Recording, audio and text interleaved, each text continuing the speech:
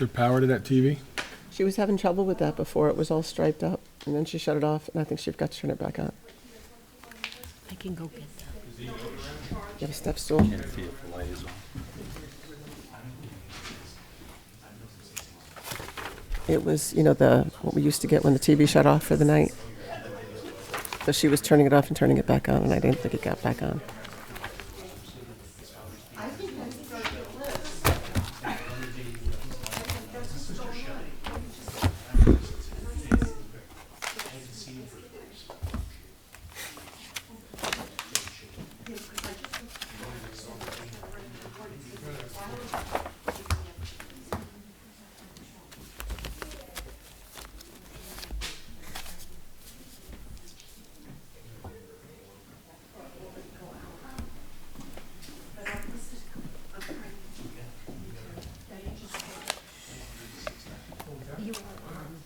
We're on TV. However, she's actually just gonna check it, okay? Okay.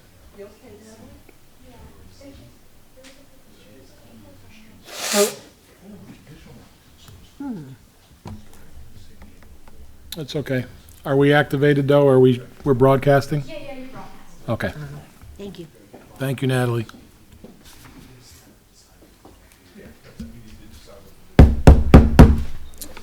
Good evening, everybody. It's May 28th, 2025. The time is 6:34 p.m.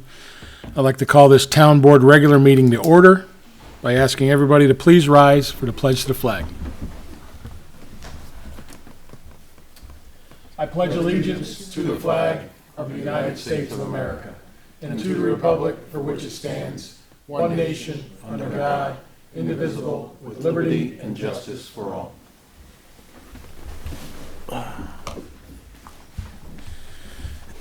Welcome, everybody. Hope everybody had a good and safe holiday weekend. Any public comments, questions on agenda items only? If you have any, please approach the podium. Seeing nobody approach the podium, we're going to go on with the agenda. We did have a presentation by our zoning committee to update some things tonight. They did have some issues with getting us forwarding us the information that they want to send us. And also the chairman is tied up at this time and he could not make it. So we are going to move that presentation to June's meeting. Correct, Madeline? Or Marilyn? Yes? Okay. So with that, we'll move on to the next presentation. It's going to discussion on a proposal from New Leaf Energy Incorporated to lease town land for a solar photovoltaic, right? Generating and energy storage facility. So I'm going to introduce Ashley and Will. You can please approach the podium and it's all yours. Got a thumb drive? We have a thumb drive. Okay. I can take it over to him, thank you. Thank you. It's, there's a lot of documents in there, but it's the very last thing. It's Oh. just the only PowerPoint. Okay, great. So long.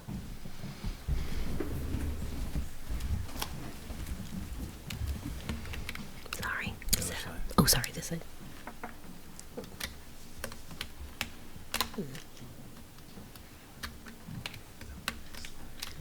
Upside down. Yes. You're so smart. Don't leave yet. With the last file at the very bottom. The last file. Town of Dover. embarrassing. Town of Dover. I was gonna say before we open it, Town of Dover.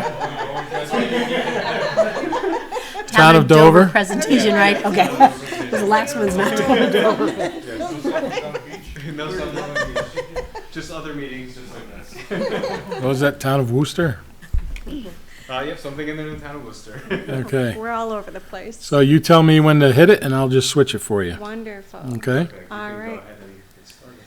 Okay, so hi folks. I'm Ashley Chandler. I'm an associate project developer with New Leaf Energy. Just do me a favor, speak Oh. right into the microphone so that everybody can hear you. All right, there we You go. can move it How's closer if that? you want. Okay. I'm a bit on the soft-spoken side too, It's so okay. I'll try to project. I'm Ashley, an associate project developer at New Leaf Energy. This is Will Nieves. He's a project developer. We work as a team. So we're here today because we are interested in entering into with the town, if interested, what's referred to as a letter of intent. It's a non-legally binding, effectively a handshake agreement between our company and the town. to look at development of a 5 megawatt photovoltaic project on the Boyce Park muni lot. So if we want to go to the next slide, and actually the next one after that, because I already went through introduction. So slide 3, just a quick company overview. So New Leaf Energy originally was Borrego Solar, for anyone who's heard of them. We've been in business since the 1980s and have been developing solar projects since 2002, so in the business for just a minute. Right now, our regional team operates out of Troy, New York, and we're headquartered in Massachusetts. And then just some quick snapshots of what our project numbers in New York have looked like. Permitted over 53 solar projects throughout the state. 32 projects have been sold in the last 5 years. 5 of our projects closed in 2024. We're anticipating in the next couple of years being constructed. And we've worked with over 39 AHJs in the state. So some quick stats on us. We can go to the next slide. As I said, we're interested in potentially looking at development in the Boyce Park lot. It's great for a 5 megawatt project. It's bylaw compliant, interconnection clear, which we'll get into the details of that shortly. Makes use of a space that's clear, open, and currently used for brush dumping and sort of miscellaneous stuff. We'd be looking at that big back clearing that's not currently in rec use. It can be easily screened to minimize view shed impact. I could not help but notice on my way driving through here, this is a beautiful area, so we would want to retain that sort of look as you're driving through the town. We can go to the next slide. Slide 5, sorry. Just a quick ordinance overview.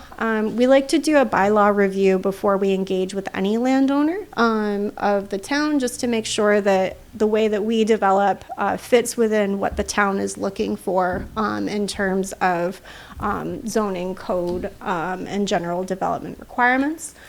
So with regards to zoning, the muni lot is located in the RC district, which is an allowable district for solar. Setbacks are 300 feet, so what we would be looking at meets that requirement. Minimizing tree clearing is important to the town, so that was something that we looked for in lots as well. And then lot coverage restrictions were a big deal, I saw in the bylaw. So, and correct me on any of this if there have been any updates and I'm not representing this accurately, but what I saw was a 50-acre minimum lot, a 35% coverage limit, and not occupying more than 50% of active ag land in any given area. Of course, avoiding wetlands and any ecologically sensitive areas, minimizing view shed impact, and trying to stay within previously cleared land areas looked like it was an important aspect as well. So, given all of that, with the array setup that we would be looking at, the mock design that we came up with that you guys will see in future slides, based off of that, we shouldn't require any variances, which is really great. I'm sure you guys see that sometimes that comes into play. We try to avoid it where we can, and that's why this lot was a strong contender. Folks are interested. Next slide. Quick interconnection overview. So interconnection, for anybody who doesn't know, is really important to solar development. It's the ability to connect a project to the local grid, and you need a couple of things. You need a 3-phase line that actually goes near the project that you can physically connect to, and you need space on the substation to host the load that the project demands. So with that in mind, the substation that we looked at is about 1.5 miles from the lot. It's on the 10 Mile River substation. The feeder is listed up there. It's a jumble of numbers. Capacity on each. So the feeder has 9.2 megawatts of load available, and the substation has 9.9 megawatts, which is more than ample for the size of the project we'd be looking at. Basically, this means there's clear and open capacity on both the feeder and the substation, which is really important for development. The distance from the three-phase and the substation are minimal, which means any costs with upgrades or with line upgrades or connecting to the substation itself won't be exorbitantly expensive, which can happen. There is an important risk item to consider, which I'm sure folks are considering, but we want to call it out. Hosting capacity can change, so we can see that there's 9.9 megawatts available now. That can disappear in 2 weeks' time. And so submitting an application to the local utility is really critical to a project, what we call surviving.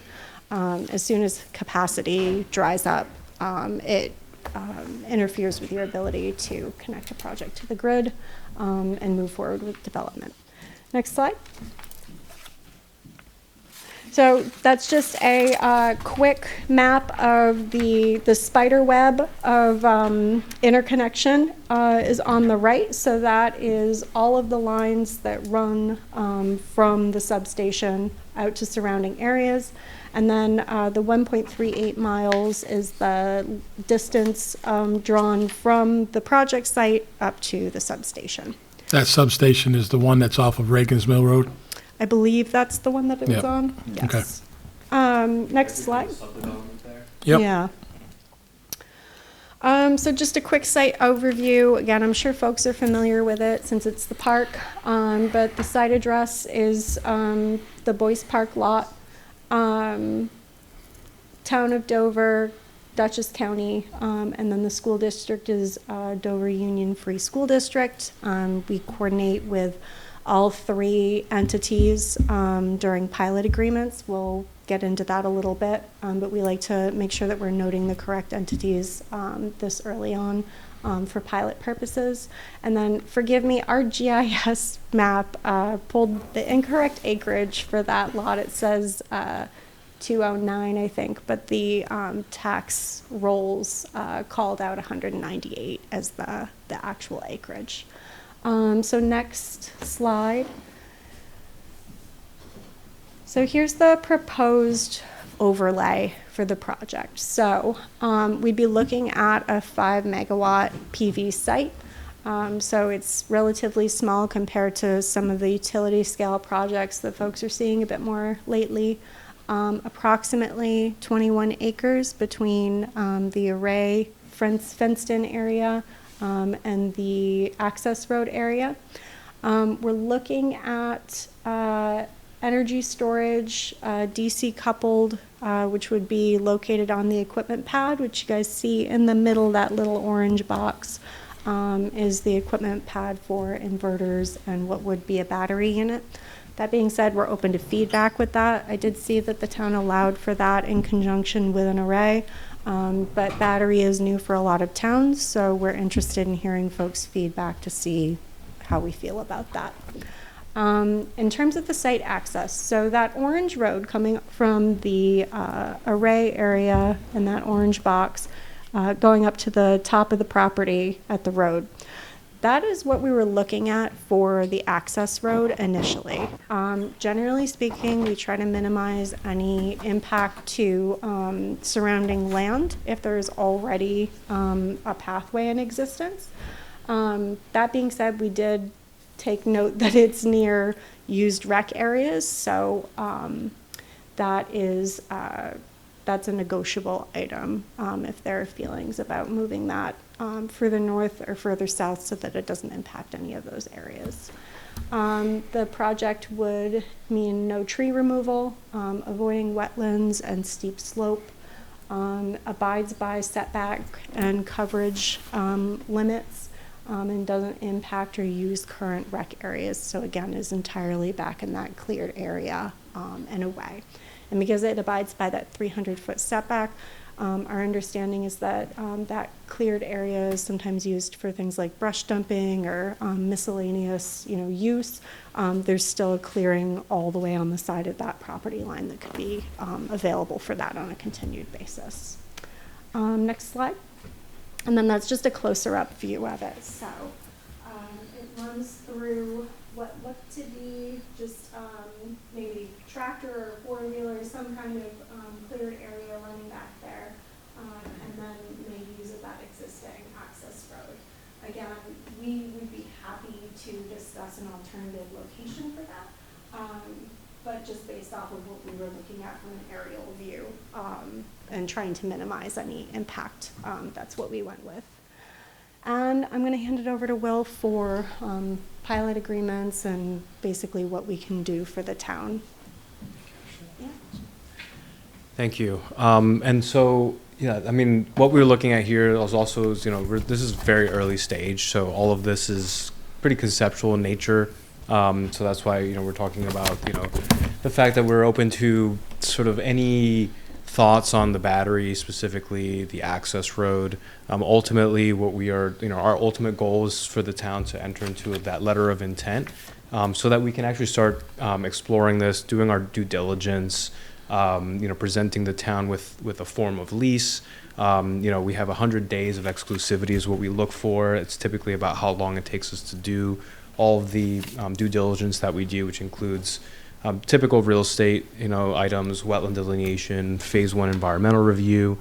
We have a civil engineer go out and conduct a site walk and give us a write-up about the constructability of the site, which is important. And they also take a look at the bylaws and making sure that we are, fully compliant to the best of our ability. They'll have talks with the town engineer, if appropriate, codes officer, et cetera.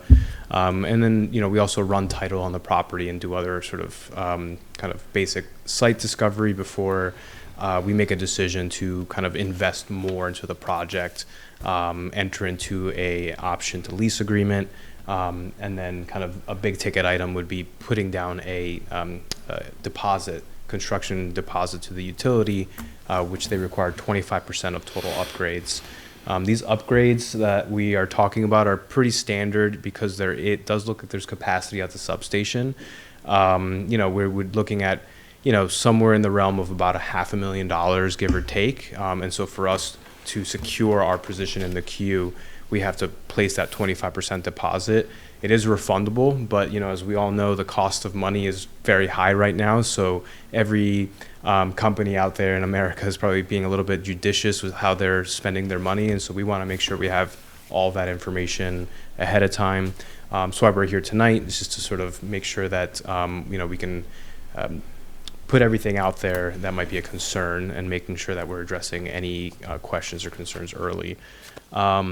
There are some considerations here, which again, I just wanted to restate, this is very early. So this is kind of boilerplate, high level, but there are some things that we see in almost every community that are very similar. The first one there is a host community agreement. I don't recall if the bylaw has this as a requirement, but more and more often we're finding that municipalities are requesting this payment.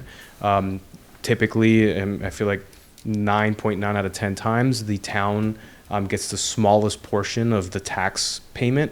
And so this is a way to sort of alleviate that and mitigate for any kind of impacts that might come up from the project being in the town. Some things that are used, but those funds are used for are, establishment of additional parks, additional trails, tree planting, updating, it could be kind of updating the equipment in the park if you needed it.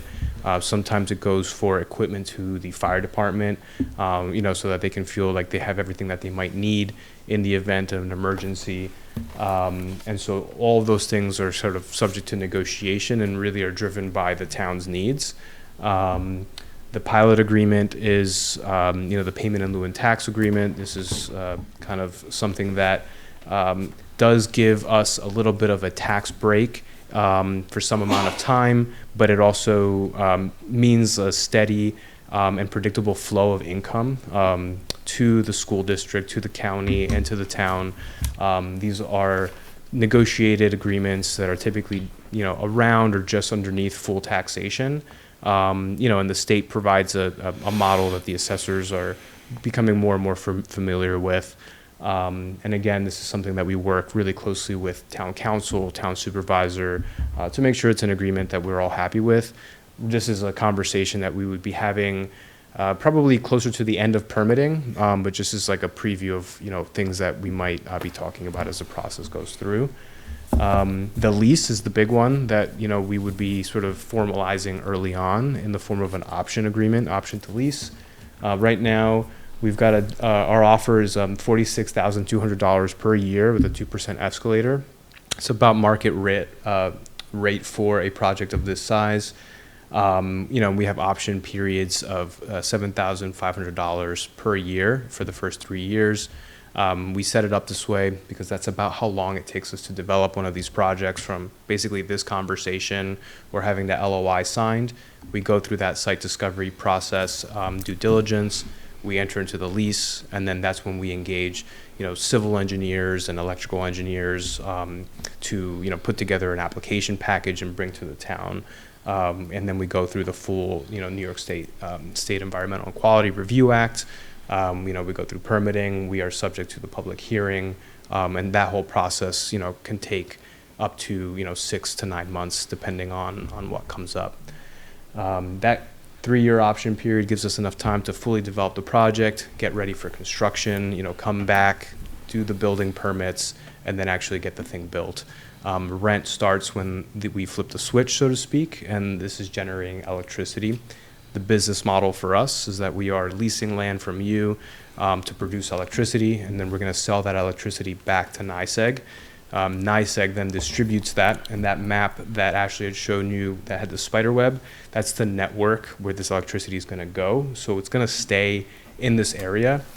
People who are connected homes and businesses that are connected to those lines, could be eligible for community solar discount. And, NYSEG, you maybe even get these kind of mailers sometimes, to subscribe to a local community solar farm. It gets you about a 10% discount on your utility bill. Some towns, as part of their host community benefit agreement, actually kind of make it so that we have to provide a higher discount, and that's sort of like how we can give back to more people in the town, not just the municipality. But again, those are all things that can be kind of tailored to the needs of the community, and making sure that we're doing something here that is compatible with the character of the town, because like Ashley mentioned, it is quite beautiful out here. I have a background in land conservation and worked on the Great Thicket about 10 years ago, and so I'm very familiar with this area.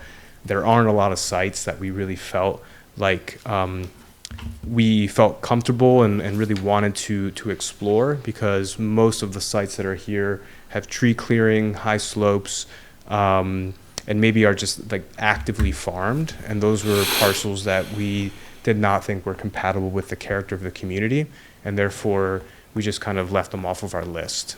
So we really whittled it down to, I think, 3 or 4 properties. 4 properties, and you were one of those properties. So I appreciate you giving us the opportunity to speak with you tonight. Next slide, please. So talk a little bit about how these projects really impact the land, because this is development. It's in our job titles here.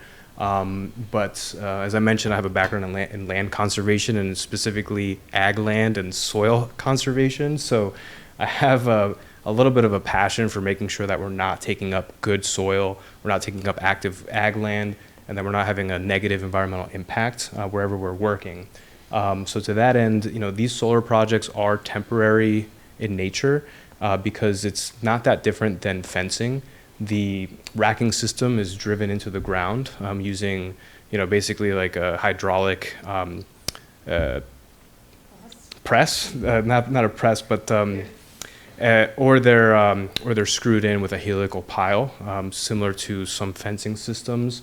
Underneath these, we typically will plant it with a native seed mix, or some towns have specific seed mixes that they want us to use, which are maybe more compatible with some of the agriculture in the area. But we're very open to what's planted underneath. Our standard practice is a native pollinator mix. There's no significant excavation needed because of the way that these are built. We're able to use the topography as it is. Most of the grading is happening for the access road. That access road is a 20-foot wide gravel road. And so typically we'll have to do some land movement there.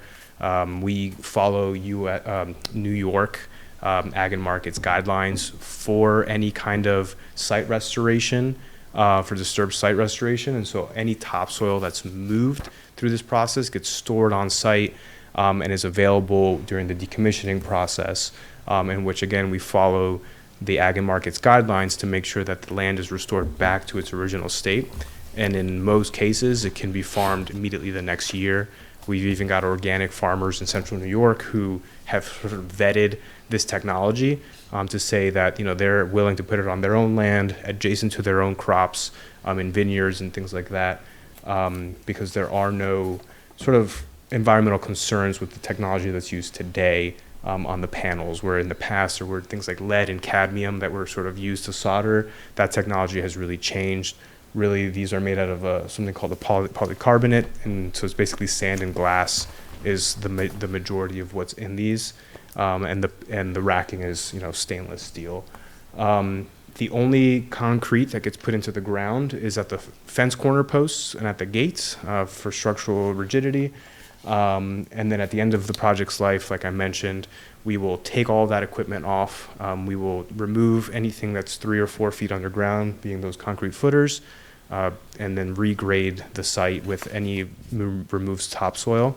That way it's ready to be used for, whatever is the next use. We're talking 30, 40 years from now, potentially. So we're going to have another sort of board here, another sort of set of constituents, and another generation.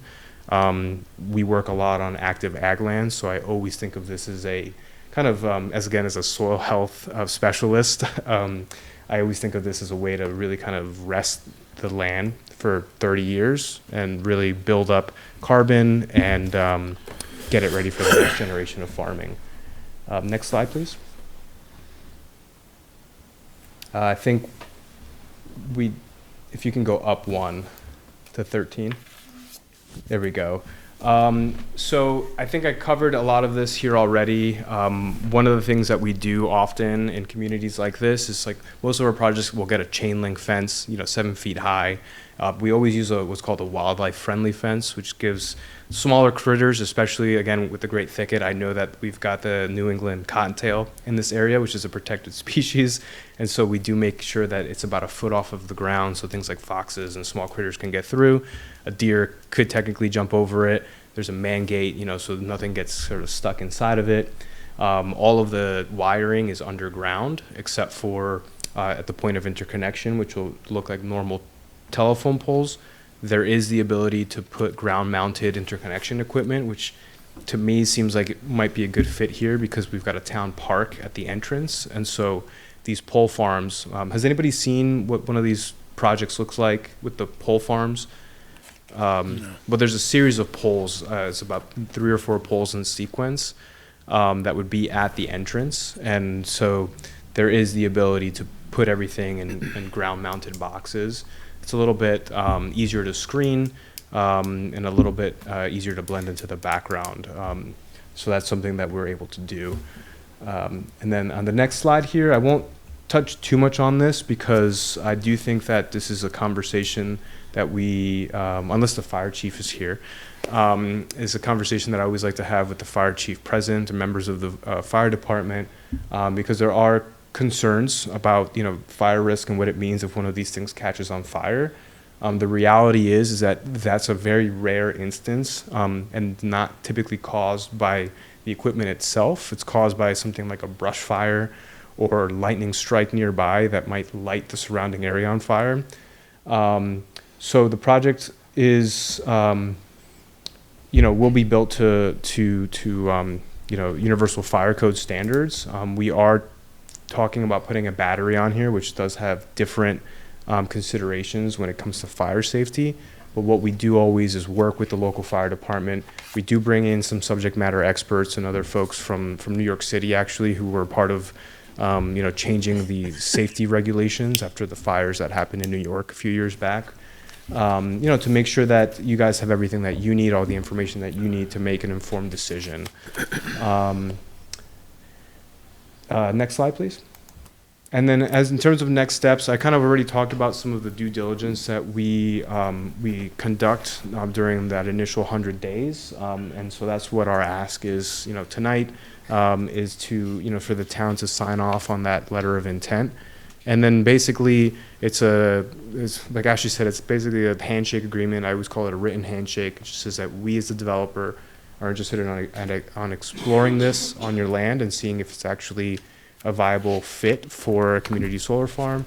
And you as the landowner are giving us permission to, do this site discovery, present you with a form of option and lease agreement, and then kick off, the potential for this project to go through.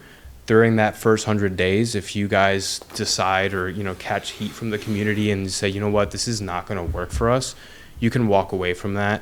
It's really a written understanding, like I said, that you're giving us permission to do this and that we will kind of work in good faith towards that option and lease agreement. It's only when we enter into that option and lease agreement that we're in a binding agreement.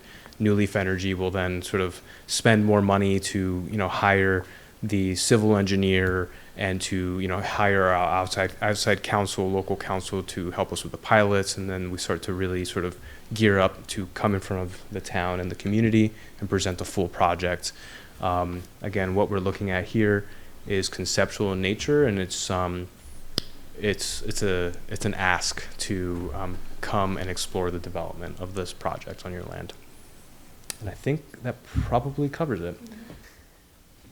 Thank you. Any questions? Thank you. Yeah, I've got a few. Sure. So you did clarify, I believe at one point you did say that the lines from the grid itself or back to the grid from the project would be all underground. The lines from the lines that feed the grid back from your solar panels. So the lines that go from the solar panel to the road Yes, are all going to be underground. all Yes. underground. Yeah. Okay. Who would maintain the property once it was all installed? So typically, and so this is actually a great time to talk about this. So New Leaf Energy is a developer, and so when we were Borrego, we developed, built, owned, and operated all of our projects. The problem with that is that developers and construction companies are basically two completely different business models, and they decided in 2022 to split off our development arm and call us New Leaf Energy. So what we do is we work with our partners. Some of the names that you might know of are Nexamp, US Solar, Standard Solar, Generate Capital. We work with some other smaller shops out of New York, like Kendall Sustainable Infrastructure. These are some of the partners that we work with regularly.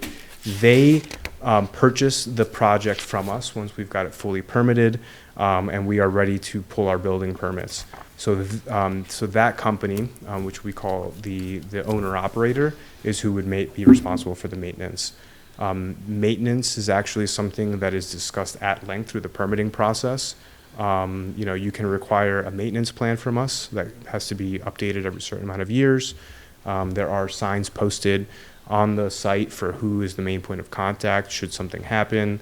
And typically, do you guys have your own engineer in the town, or do you hire somebody? We have an engineer on Okay, payroll. so typically we work very closely with the town engineer to make sure that, our design is compatible with anything that you might need for annual inspections and anything like that. Maintenance is pretty minimal once it's built. There's maybe 2 to 3 visits a year for vegetation management. Just depends on how much rain there is, really. But once the grass gets about this high, it's got to get cut because otherwise it's going to start impacting production. They're cleaned by rain. We get enough rain in the Northeast where we don't need to come out here and wash these things off like they do out west. And then usually there's an electrical inspection every year. Somebody will go through, make sure that everything looks good, and they'll check the fencing, safety, things like that. You stated early in your presentation that you have several throughout the state of New York, but some of them were sold. Is Yeah. that a priority to build and then shop it? So, Or is it the offer that's just, we can't refuse it, comes into? No. So that's what I wanted to sort of talk about, the business model of development, and it's that we are the developer who's going to come and get the project permitted. When we say sold, it's sold to the owner operator, who ultimately will be the long-term contact for the project. Okay. Everything is created under a project company. So essentially, anything that's agreed to or that's been codified in some sort of contract, pilot, everything like that, basically it just gets transferred over to the new owner. So that makes it a seamless transition. Our process is it's pretty robust with our buyer. It takes about 6 months for that sale process to happen, where we go through every single thing that's been discussed. They'll review the minutes, they'll look at everything to make sure that they're picking up right where we left off, so it's as seamless as a transition as we can. And to that end, New Leaf is typically involved for about 6 months to a year, maybe even longer. We're on the hook to make sure that they can build this project and they can flip the switch. And so we're involved, typically, we sell the project and you're still hearing from me for 6 months as we're wrapping up the pilot, or, we need to make an update to the maintenance agreement, or, the decom plan is a big one where we want to make sure that you guys can feel comfortable with the fact that there's enough money in a bond and that it's, 25, 30 years from now, when the project is shut down, that you're not going to be left with a bunch of panels. Yeah, you that's a big- answered my next question. I could tell that's what you were thinking. Yeah, the money questions are coming. Yeah, okay. But no, you answered my next question. Have you ever dealt with, I'll say a lease agreement, because you probably wouldn't purchase it, but a lease agreement with any government or municipality properties already? You have? We have in Orange County, yeah, Okay. yeah. So, and then I believe, so we do operate in 7 other states. So Ashley and I are part of the New York regional team, which is almost its own company based out of Troy. I believe in Illinois, we've done some projects with some Okay. local municipalities out And there. within them properties, within the agreement that you make with that, we'll say municipality, do you feed the location that you're at with the power as well, instead of just to the grid? Were you able to, say, feed my recreation buildings along with the grid? I got to tell you, I wish that we could do that, but from an electrical engineering perspective, this is the way it was explained to me once, is that the power that we're generating here is going out onto the grid, kind of at the same pressure as like a fire hose. What goes to that building is maybe a garden hose. And so Okay. it's just a different level of power. Ultimately, because the electrons flow freely, that building next door would get the first sort of green electrons to go to it. But the benefit to the community, for that type of concern, what we might do is that's kind of where that host community agreement can come in. I mean, That's where the residents would save upwards of 10%, you mentioned, yeah. if they were to go into that program. There's actually, we can come to an agreement with the town, because you had asked about that previously. Will and I had discussed that, because we're not able to tie the rec park directly into production from that PV array, what we could do alternatively is come up with an agreement where the cost of the rec park's electricity could be paid for on an annual basis for the life of the lease. Okay. Yeah, it could be something that we can kind of come up with contractually. There's deals that can be made. Yeah, and I actually have done that with a landowner. I mean, I had a very similar question for a project that I've been working on in Shenango County, and the landowner said, hey, why can't you just like pay my electric bill? And I said, you know what, send me a couple years of electric bills, and we'll put it into your lease, and that's exactly Okay. what we did. All right. Any questions, Tom? No. Jay? Yeah. In one of your slides, you showed the picture of where the panels potentially are. Mm-hmm. Looking at it, I can't really see it. Is it on top of? So when you pull into the park there, and you're in the parking lot looking up, It'd be in the field. it'd be in the fields, yeah. So when you're driving by, you're not going to see the panels. That's my understanding in It's the. everybody's understanding, and that's what I just want to make sure. Yeah, so- because nothing is going to be more coming our way than saying, why are we putting panels on the hill? So what I would say for that is that in many towns, especially when we have a kind of robust sort of agricultural community, what we do is often put together visual simulations for that public hearing. We've been down that road, and everything that we've seen in the past never comes that way. Okay. So, and that's the reason why I'm bringing it up, because Yeah. everything looks good on this, but then when it actually comes to fruition, it's all blown out of scope, and nothing is ever the way it was this way. Yeah, well, we want to make sure that, we take the time to, go out there and, we can even go out there together one day and take, look at different places where this might be visible. I know there's a neighbor right to the north. I think that's a person who we would want to talk to because they would be, impacted by the view of this. And as Ashley mentioned, we are able to do screening and other mitigation methods to kind of alleviate that. At the end of the day, we are talking about a 20-acre field of about 10 to 15 high-foot panels, so there's no hiding the fact that it's back there. We do like this site, though, because it does have a lot of natural screening most seasons of the year. And again, we like to think that our visual simulation firm that we work with, they're called a company called Saratoga Plan. I've worked with them extensively when I worked in conservation.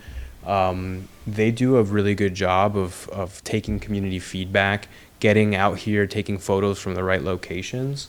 And then again, our screening can be as thin as one layer of trees, or it could be 3 layers of, a native mix of trees that will kind of look more like the edge of a forest. So we're able to really model both of those things. And, and again, at the end of the day, it's your discretion to approve or deny this project. And we want to make sure that we do everything that we can to address your concerns. I appreciate that. And I had one other question, if you don't mind. Go ahead.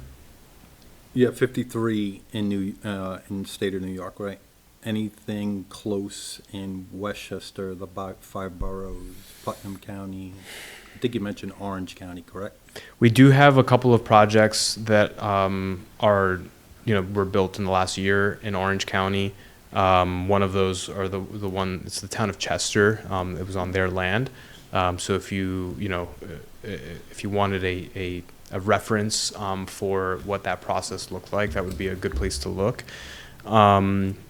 I do think we have Is it in a park? I'm sorry. It's not in a park. It's not in a park. No, it's right next to, it's a land that basically was open space for a subdivision.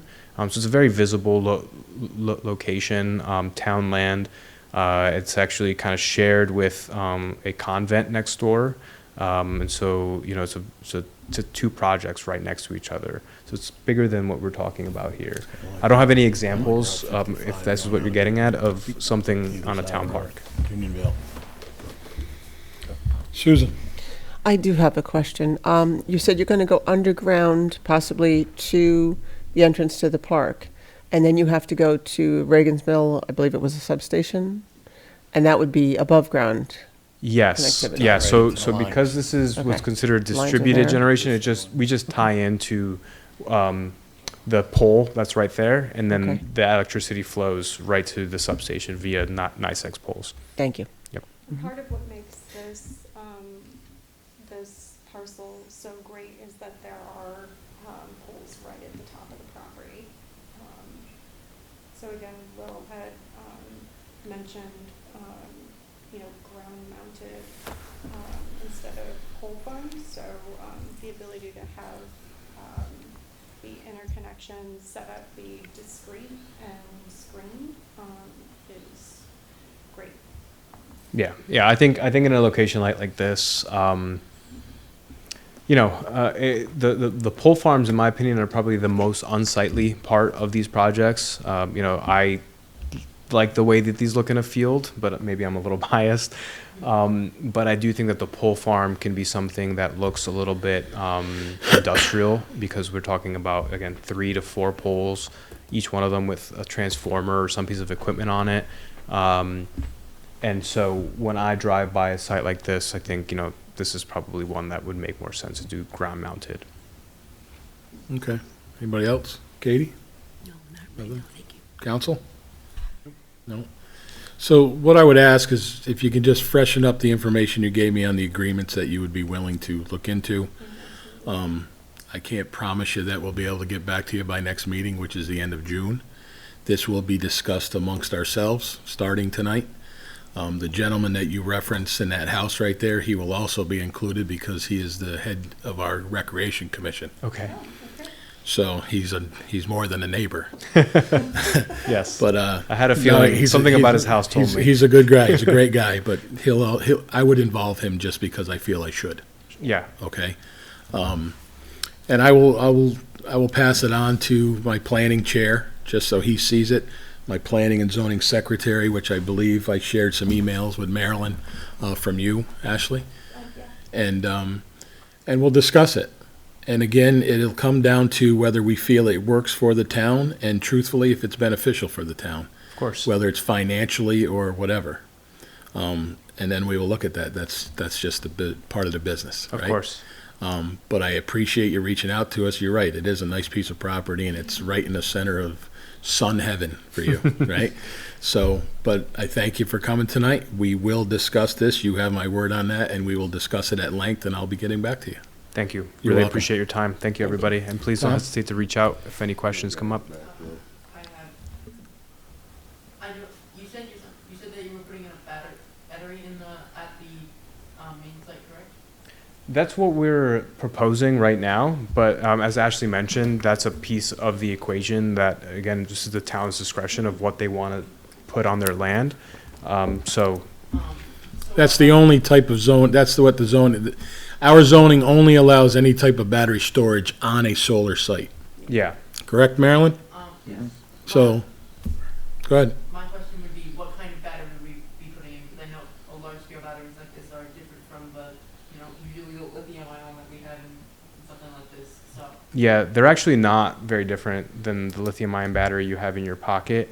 Some of the major manufacturers out there are Tesla, and there's Q-cells.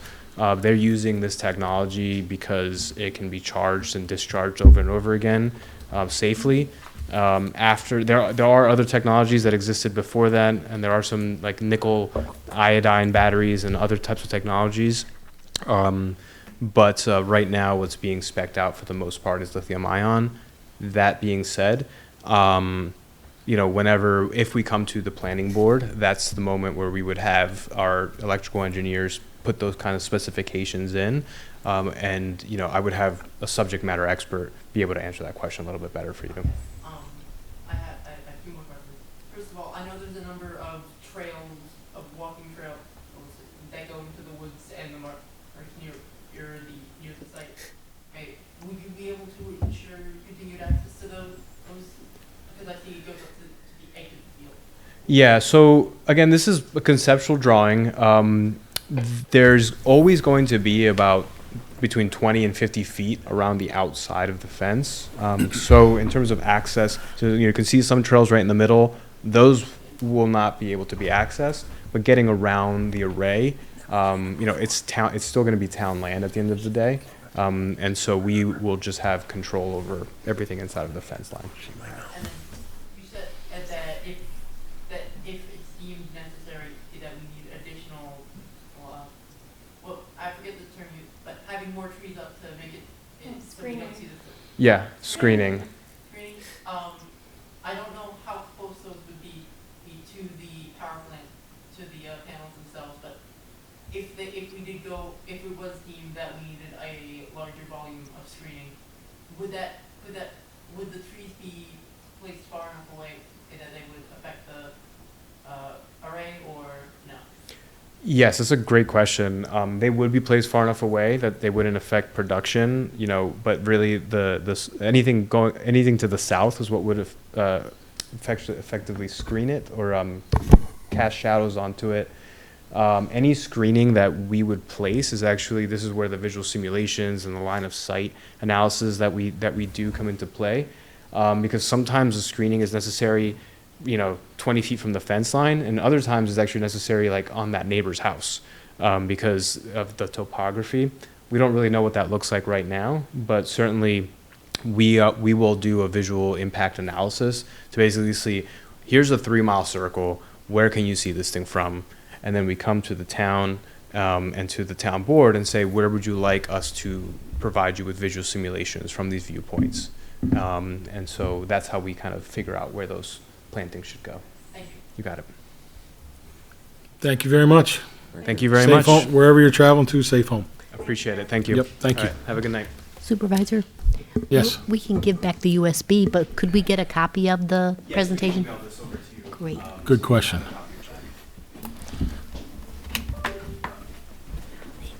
Thank you.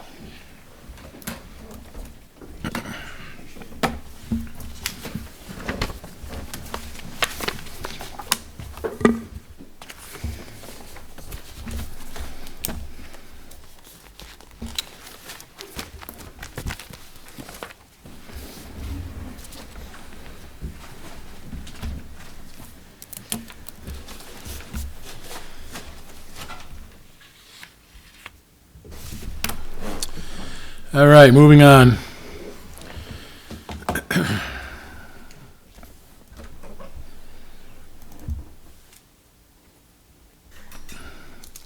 Reports from the Recreation Director and Highway Superintendent. Julie?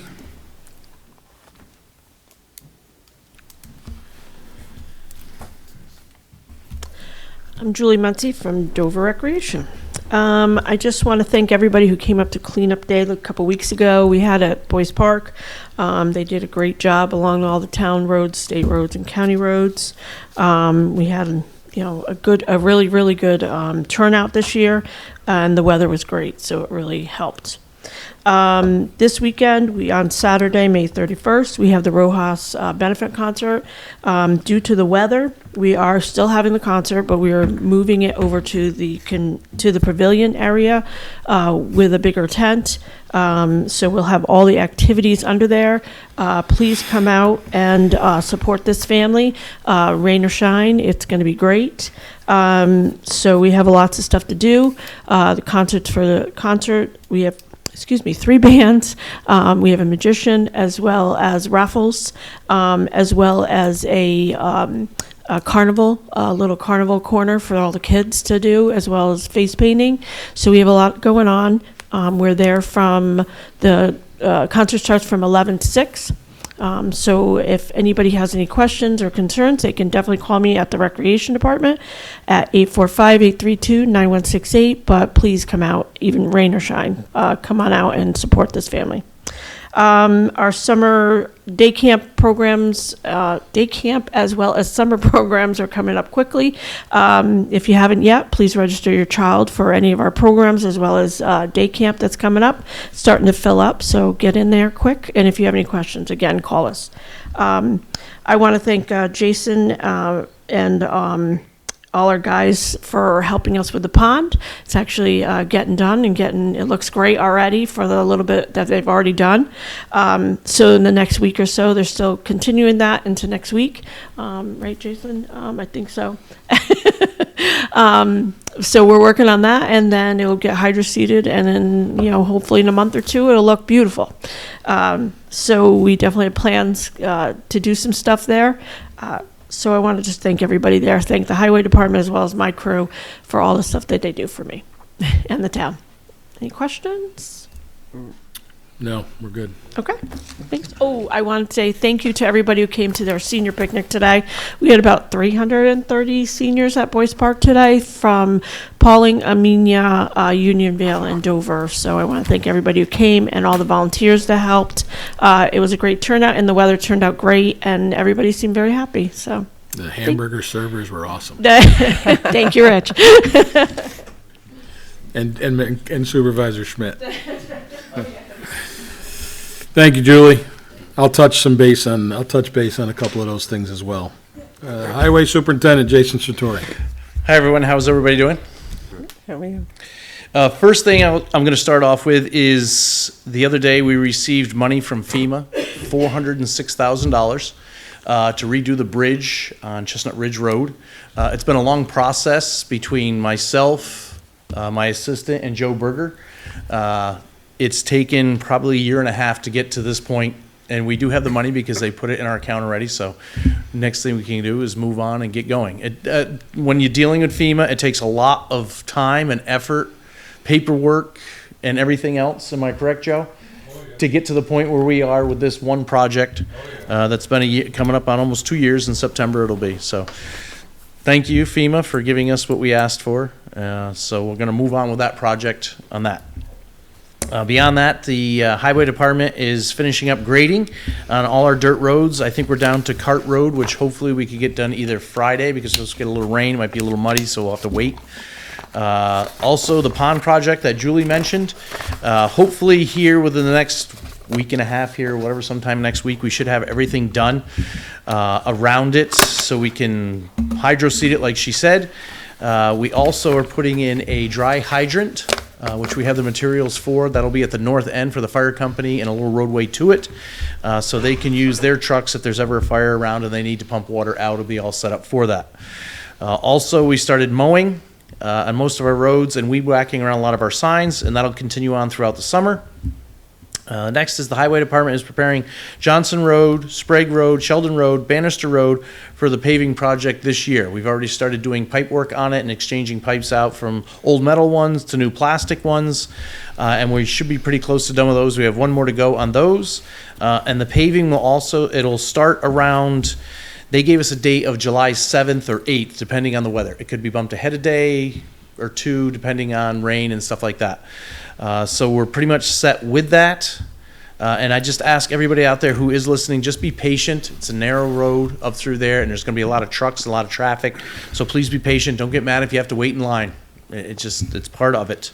Jason, when we have a more definite date, can we get those dates if they happen to Yep. change from the 7th? Yes. And what we'll try to do is Is put it put out something on our out for it. sites as much as we can to let everybody get the heads up. Correct. That's Thank fine. you.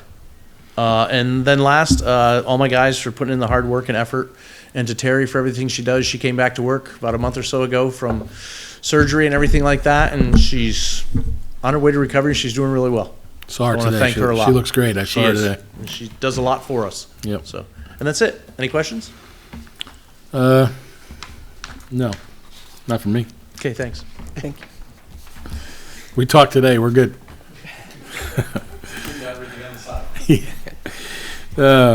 Reports from the board members and the supervisor. Councilman Holmes. Spoke to Jason today at great length of the things he just talked about, and I do think the pond project looks great. You know, it took some time, had to wait for the soil to dry out. It's not quite dry yet, but it's, I've got it's that in coming. mind. It'll be done. And thanks to all the town, highway guys for their efforts and their work. Thank you. Thank you, Tommy. Councilwoman Jackson.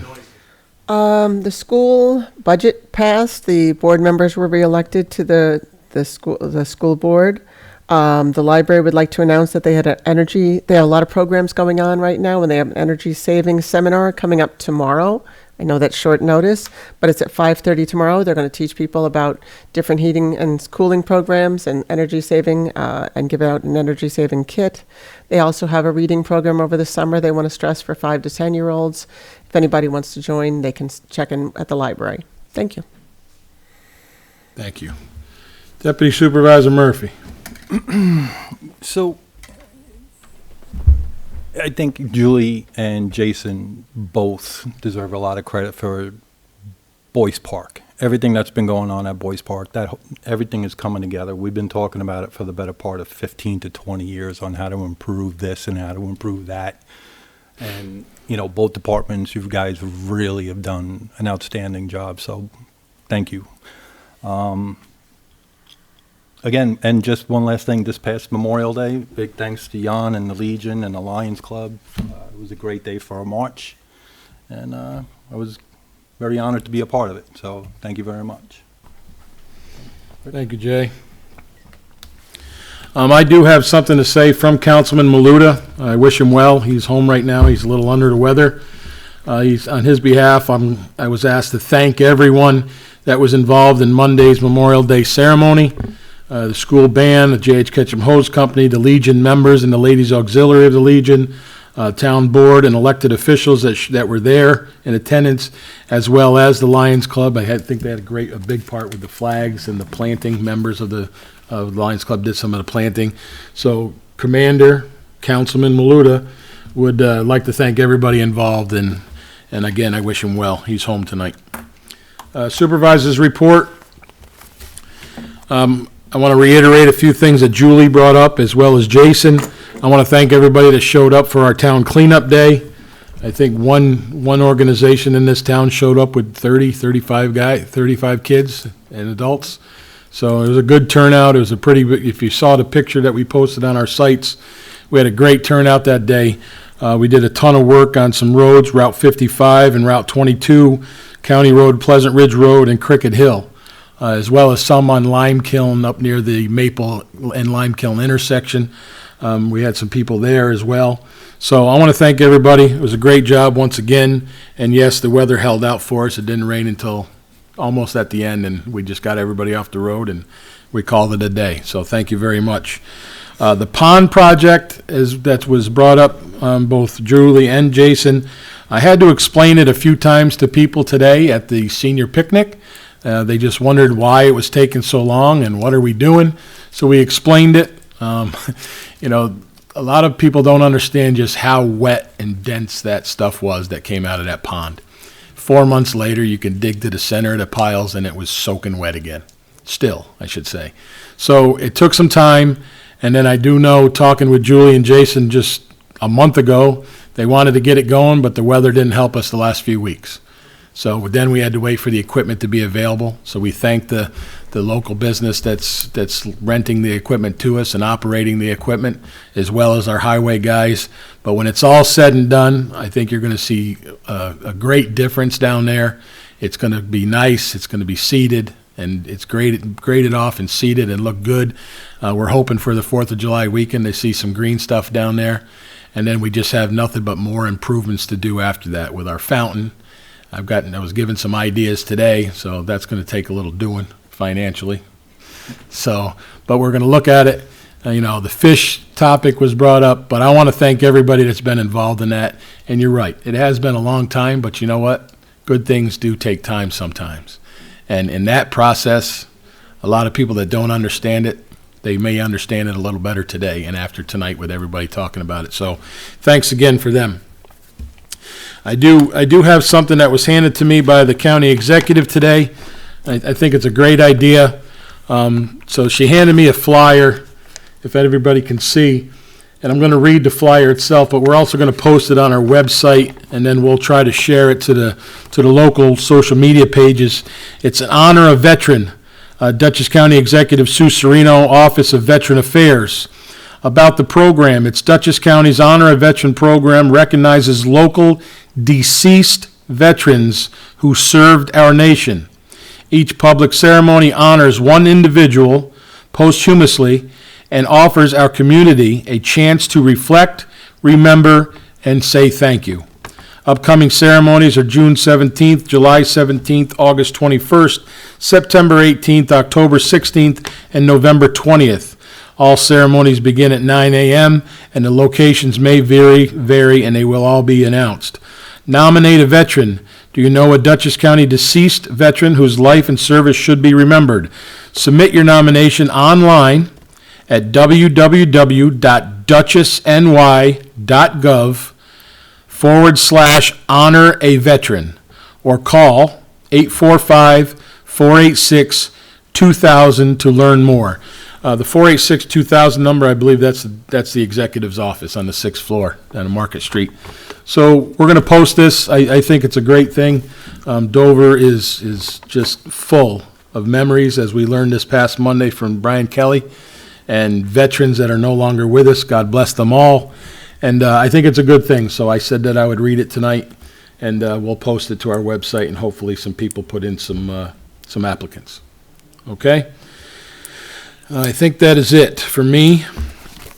Anybody else? Did I miss? Madam Clerk, anything? Council? Let's move on to resolutions.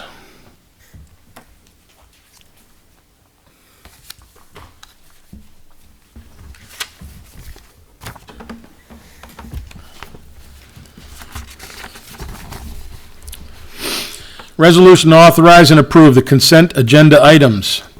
Be it resolved that the Town Board of the Town of Dover does hereby approve the following items for consideration and adoption on the May 28th, 2025 Town Board regular meeting consent agenda.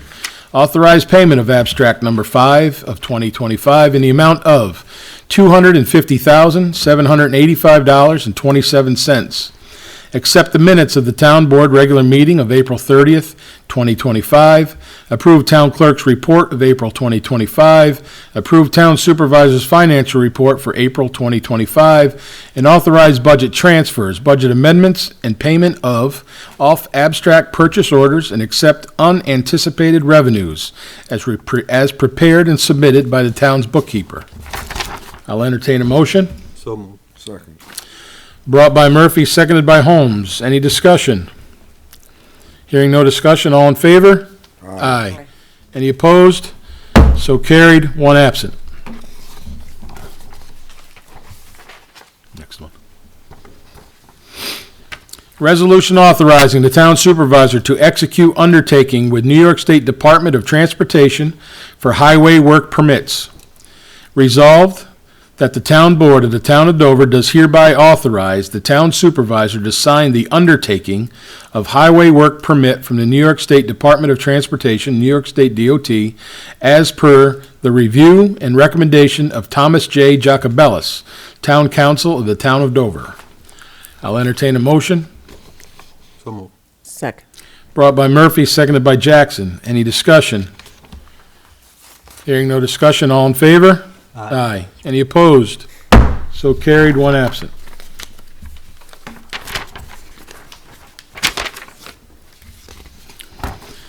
Resolution authorizing the advertisement of bids for the Route 22 and School Street ADA compliant crosswalk improvement project. Whereas the town of Dover desires to seek bids for the Route 22 and School Street ADA compliant crosswalk project, and now therefore be it resolved that the town board of the town of Dover does hereby authorize and direct the town clerk to advertise for sealed bids in the official newspaper of the town of Dover for the Route 22 and School Street ADA compliant crosswalk project pursuant to the bid specifications to be provided by the town engineer. I'll entertain a motion. So moved. Second. Brought by Holmes, seconded by Jackson. Discussion.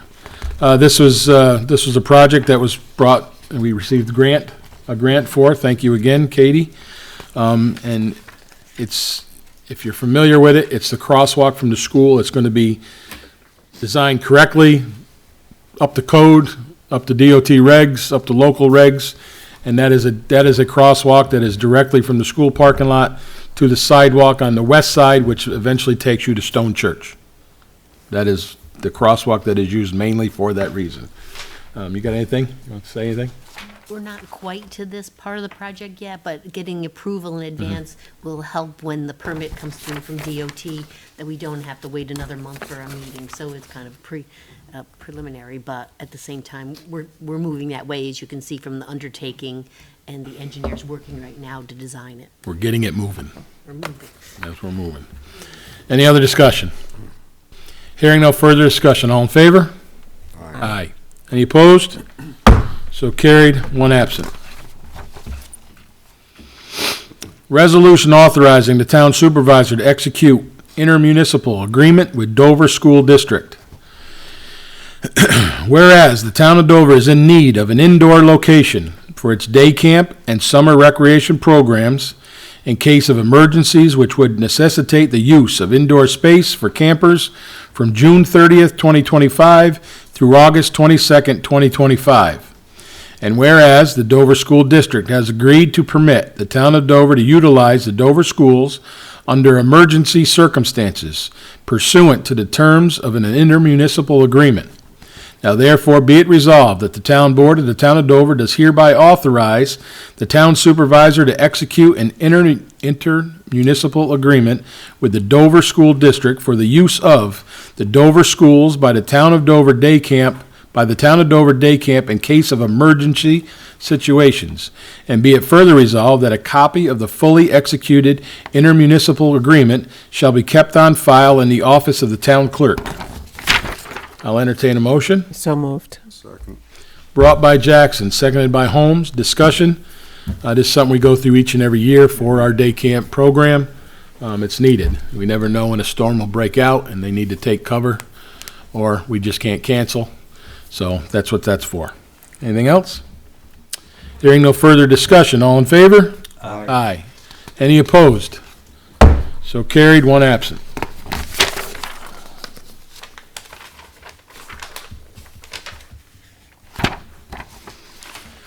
Resolution authorizing the supervisor to execute a 2025-2026 NECC Northeast Dutchess Transit contract. Whereas the town of Dover has previously entered into a contract with NECC Northeast Dutchess Transit for transportation services, so Dover citizens have access to medical care and other basic services. Now therefore, be it resolved that the town board of the town of Dover hereby authorizes the renewal of the NECC Northeast Dutchess Transit contract for 2025 and 2026. And be it further resolved that the town board of the town of Dover hereby authorizes the town supervisor to execute the NECC Northeast Dutchess Transit, which contains no material changes from the previous year's agreement. And be it further resolved that the town of Dover shall pay NECC Northeast Dutchess Transit the sum of $5,000 to cover the period of May 1, 2025 to April 30th, 2026. And be it further resolved that the copy of the contract shall be kept on file in the office of the town clerk of the town of Dover. I'll entertain a motion. Second. Brought by Murphy, seconded by Holmes. Discussion. As you heard in the resolution, this is something that we do each and every year. This is a very important program that we've entered into years ago and kept it going for the residents of Dover to get transportation that they may not have personally. Correct? Correct. I did get some statistics for you. I just forgot to Okay. bring them out, but I'll send you the email from the executive director there with the usage. It was consistent from 2024 into 2025. Of course, the pandemic was a little bit off on those things, but it has strong use by Dover residents. Can we attach them to the resolution Yeah, for we will. people? I'll could- add them okay. in. So again, this is a very good program. It helps our own. It's much needed, and we know that. So The no material from previous years at the cost? yes, yeah, we budget for that each and every year. Yep. Okay. Anything else?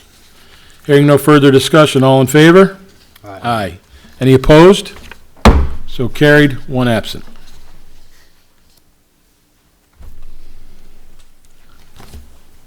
There you go. Resolution authorizing the supervisor to execute agreement with New York State Department of Transportation, New York State DOT for maintenance, repair, and energizing of highway signals at Route 22 and School Street.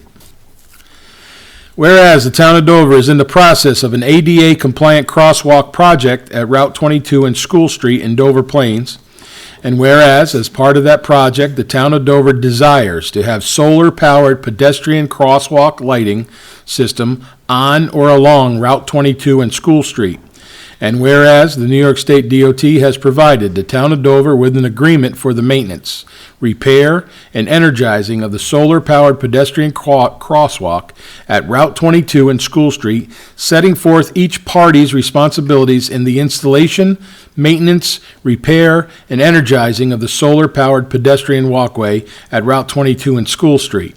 Now therefore be it resolved that the town board of the town of Dover does hereby authorize the town supervisor to execute the agreement for maintenance, repair, and energizing of the solar-powered walkway at Route 22 and School Street in the town of Dover with New York State DOT, NYS DOT. I'll entertain a motion. Second. Brought by Holmes, seconded by Jackson. Discussion.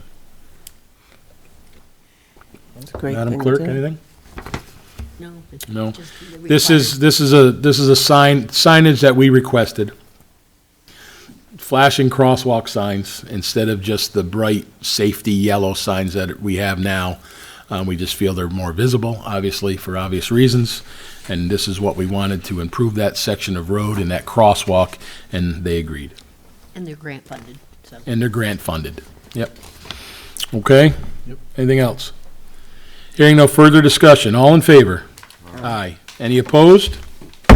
So carried, one absent.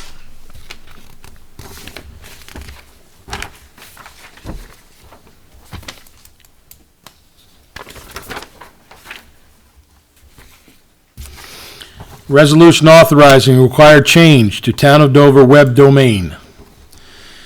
Whereas recent New York State legislation has amended General Municipal Law 30307, mandating corporations with a population of 1,500 or more establish and maintain an official website with a .gov domain name.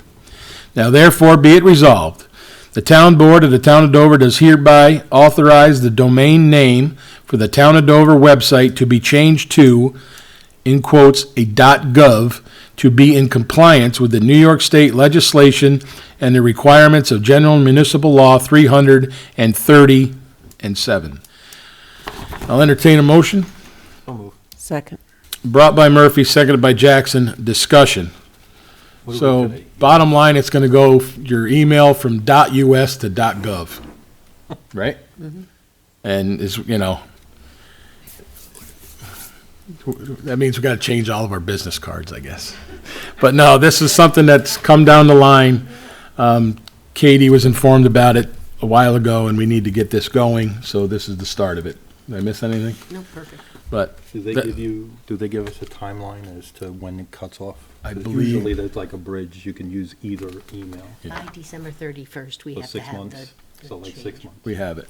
And truthfully, we still receive emails like it used to be, I'll say supervisor at the Town of Dover. Now it's supervisor at doverny.us. I still receive emails that say the Town of Dover.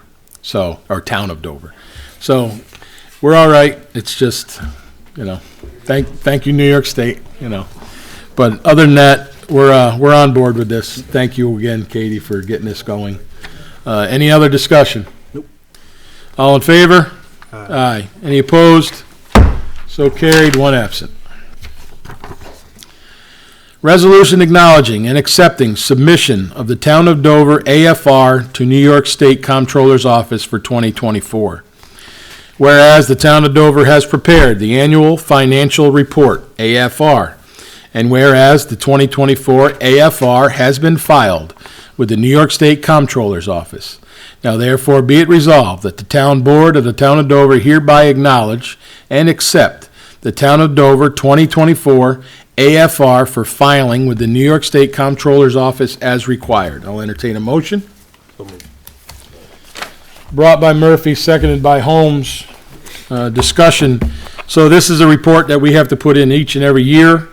I got to thank our bookkeeper, finance office, and everybody else and any other staff that had time. This is something that we file each and every year, and I'm proud to say that each and every year it's on time. But this is a lot of work. It'll be available on my desk for the board members to look through if they choose. And again, it's something that you should all take a look through, like you always do, as well as the other paid reports and my financial report. So it'll be on my desk, available for you or anybody to look at. And again, thank you to my finance office and all the staff that were involved. Again, our accountant group as well. It was in on time and plenty of time, and it came back with a good rating. So, thank you very much. Anything else? Hearing no further discussion, all in favor? Aye. Any opposed? So carried. I did forget one report earlier from our building department. 28 permits were issued totaling $7,611 this month. Certificate of compliances, 34. Certificate of occupancies, just 1. And we did write 3 violation tickets. That's it. I like that permit figure, though. That was good. At this